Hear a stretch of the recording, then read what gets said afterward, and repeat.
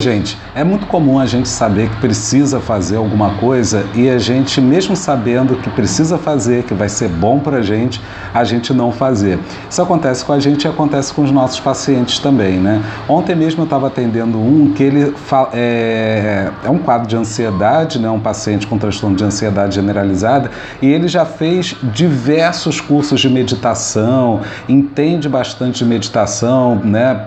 Tenta praticar yoga e tudo mais.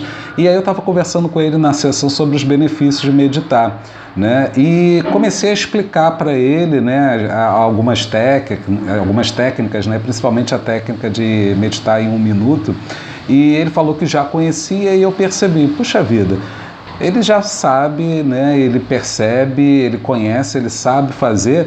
Então o problema central ali não é ensinar o paciente ou psicoeducar o paciente acerca dos benefícios da meditação. É algo além, né? E é sobre isso que eu quero conversar com vocês. Muitas vezes a gente cansa o paciente explicando uma coisa que ele já conhece, ou então treinando com ele uma coisa que ele já sabe fazer, e não vai no principal, que é identificar aquilo que eu falo sempre, quais são os fatores cognitivos e emocionais que estão por trás da manutenção do comportamento disfuncional. Aqui a gente vai ver qual é o comportamento disfuncional dele.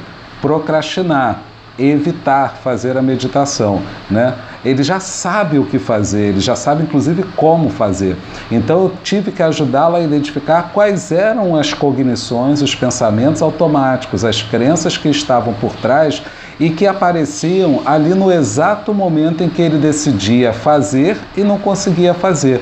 E aí foi bem interessante, né, que a gente, juntando isso com os dados relevantes da história de vida dele, que a gente já tinha conceituado anteriormente, a gente viu que esse era um padrão dele, né, de muita autoconfiança, entre aspas, né, dele, bom, agora eu já sei, né, quando eu precisar eu uso, só que efetivamente não usa. Não faz, porque existem ali também alguns traços, né, de uma personalidade um tanto narcisista que tem uma visão inflada de si, né, e que na hora mesmo que a coisa precisa acontecer, não acontece. Bem típico desse traço de personalidade, né, que é acostumada a receber, espera receber, né, muito feedback, oferecendo muito pouco.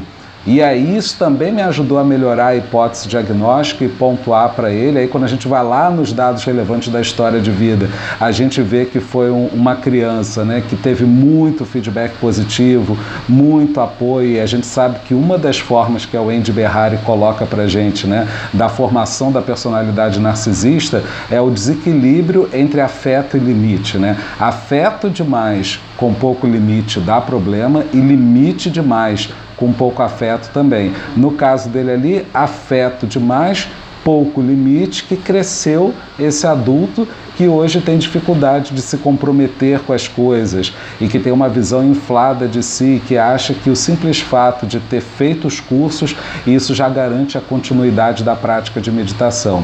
Enfim, em resumo, o que eu quero trazer aqui para vocês é: não canse o paciente. Se você explicou e você percebeu que ele já sabe, ou ele mesmo já comunicou para você que conhece a técnica e tal, vamos por outro caminho. Tampouco ficar fazendo um ensaio com ele na sessão, uma vez que ele próprio já disse que conhece a técnica, ok? Espero ter ajudado vocês, aguardo os comentários e muito obrigado sempre pelo carinho e companhia. Beijo, tchau!